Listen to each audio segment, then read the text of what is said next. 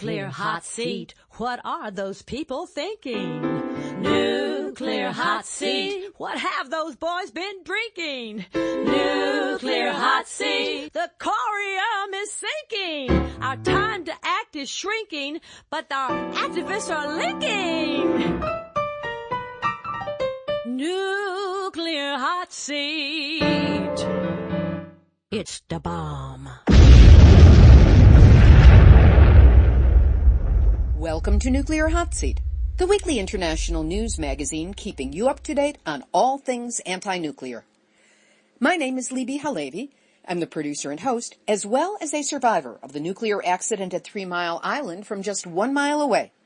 So I know what it looks like when the so-called nuclear experts get it wrong.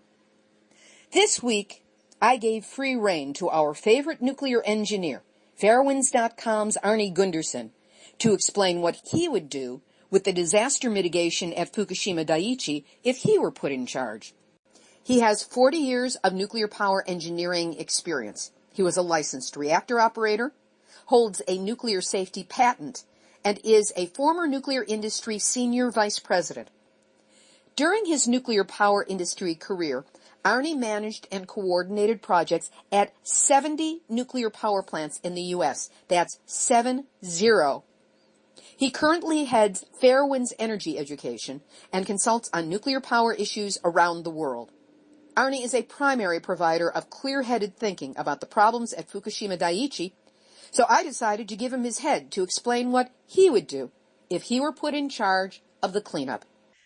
Arnie Gundersen, welcome back to Nuclear Hotseat. Hey, thanks for having me. Arnie, first, bring us up to date on the current status of Fukushima Daiichi. Paint the picture. How bad is it? Word Fukushima Daiichi is a mess. And it didn't have to get as bad as it did.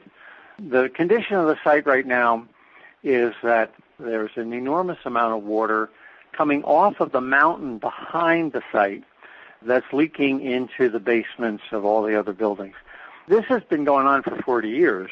The mountain has released something on the order of 1,000 tons of water a day through the groundwater, and about 400 has always leaked into the basement of these buildings. But they had some pumps, and of course they didn't have a nuclear accident, so they could pump that water out routinely.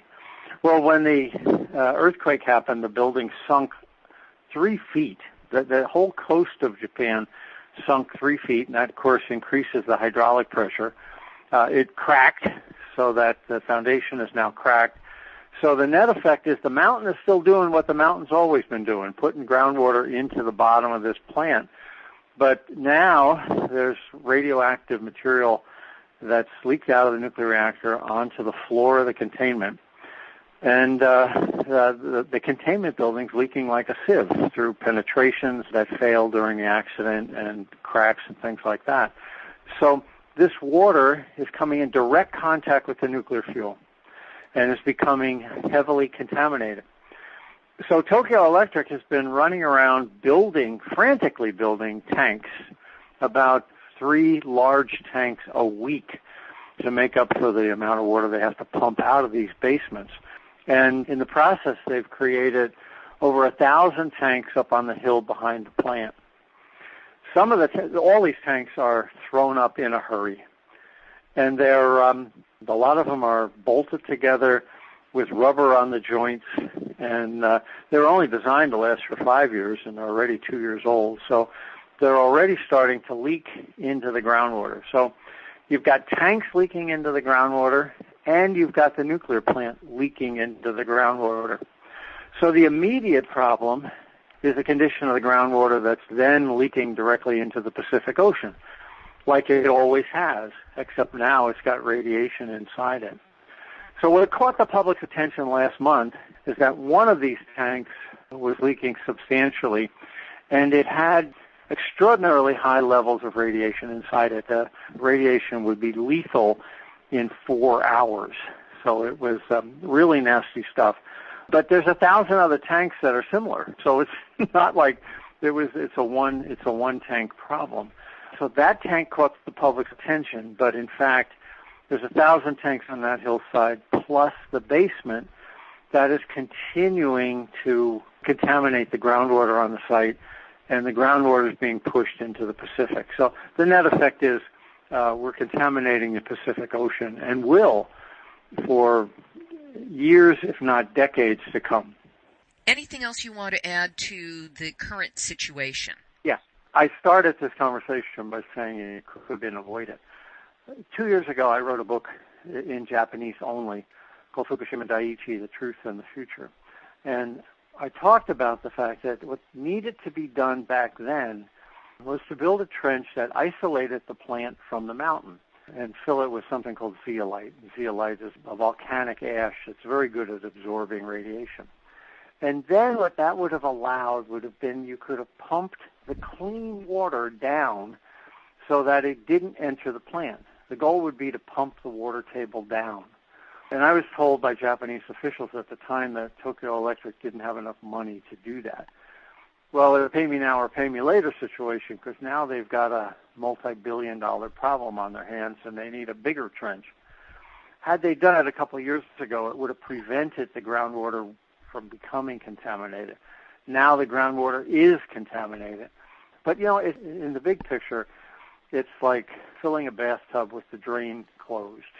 Tokyo Electric is building the sides of the bathtub higher to keep the water in, but they're not turning the spigot off.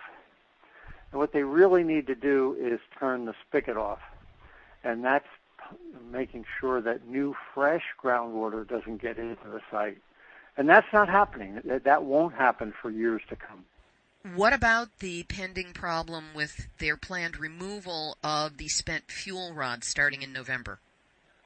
The second problem is the fact that they are planning to remove the fuel from Unit 4. You know, all of this groundwater problem is sort of a sideshow for the fact that we have 3 nuclear reactor cores that are melted down, and eventually 4 buildings are going to have to be completely dismantled. The first and easiest problem is the fuel pool in Unit 4. If you recall back when the accident started, when the Americans were evacuated, the reason for that evacuation was the fuel in the fuel pool at Unit 4. The meltdowns were not as bad as the danger of the fuel in the fuel pool at Unit 4. Well, now we're 2.5 years later, and the fuel has cooled somewhat, and they can begin to remove the fuel. What that entails, think of a fuel rack as a pack of cigarettes, and you try to pull a cigarette out. If you hold the pack of cigarettes in the right direction and pull the cigarette straight up, it'll come out just fine. But if the pack is distorted and you pull the cigarette, it breaks. Well, that's the problem that they're going to encounter on Fukushima Daiichi 4. The racks are distorted from the earthquake. Oh, by the way, the roof has fallen in, which further distorted the racks. And the net effect is that they've got the bundles of fuel, the cigarettes, if you will, in these racks. And as they pull them out, they're likely to snap a few. When you snap a nuclear fuel rod, that releases radioactivity again. So my guess is, and it's things like krypton-85, which is a gas, cesium will also be released, strontium will be released. They'll probably have to evacuate the building for a couple of days. They'll take that radioactive gas and they'll send it up the stack, up into the air, because xenon can't be scrubbed, it can't be cleaned. So they'll send that radioactive xenon up into the air and purge the building of all the radioactive gases and then go back in and try again. It's likely that that problem will exist on more than one bundle. So over the next year or two, it wouldn't surprise me that either they don't remove all the fuel because they don't want to pull too hard, or if they do pull too hard, they're likely to damage the fuel and cause a radiation leak inside the building. So that's problem number 2 in this process. Getting the fuel out of Unit 4 is a top priority item. But it's not going to be easy. Tokyo Electric is portraying this as easy. In a normal nuclear reactor, all of this is done with computers, and everything gets pulled perfectly vertically. Well, nothing is vertical anymore in there. The fuel racks are distorted, and it's all going to have to be done manually through very murky water. The net effect is that It's a really difficult job, and it wouldn't surprise me if they snap some of the fuel and they can't remove it.